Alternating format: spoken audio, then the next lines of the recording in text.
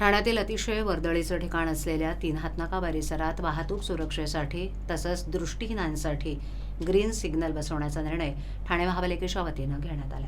प्रायोगिक तत्वावर सुरुवातीला तीन हातनाका या ठिकाणी एकूण 7 रस्ते एकत्र मिळत असल्यानं या ठिकाणी वाहतुकीची प्रचंड वर्दळ असते. त्यामुळे या ठिकाणाचा प्रत्यक्ष अभ्यास आणि सर्वेक्षण करून या ठिकाणी ही यंत्रणा बसवण्याचा निर्णय घेण्यात आला. त्यानंतर टप्प्याटप्प्यानं ठाण्यातील महत्त्वाच्या आणि वर्दळीच्या ठिकाणी ही यंत्रणा बसवण्यात येणार असल्याचं पालिका प्रशासनाच्या वतीनं स्पष्ट करण्यात आलं. ठाणे शहरामध्ये 15 जानेवारीपासून वाहतूक सुरक्षा अभियान राबवण्यात येत असून हे अभियान पुढील 1 महिना कालावधीपर्यंत सुरू राहणार आहे.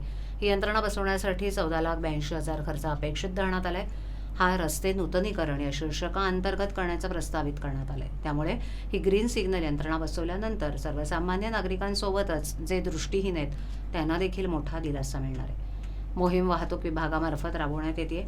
या अभियानाचा एक भाग म्हणून रस्त्यावरील चौकाच्या ठिकाणी पादचाऱ्यांना सुरक्षितपणे रस्ता ओलांडता यावा याकरता ग्रीन सिग्नल व्यवस्था तयार करणं, विशेष करून दृष्टीहीन आणि दिव्यांग लोकांना सिग्नलवर रस्ता ओलांडणं सुलभ सुरक्षित व्हावं याबाबत सदर सुरक्षा अभियानांतर्गत वाहतूक विभागाचे पोलीस उपायुक्त विनयकुमार राठोड यांनी ही संकल्पना मांडली आहे. त्या अनुषंगानं याबाबत शहर वाहतूक शाखा तसंच ठाणे महापालिका मिळून एकत्रितपणे ही यंत्रणा बसवण्याचा निर्णय घेण्यात आला आहे.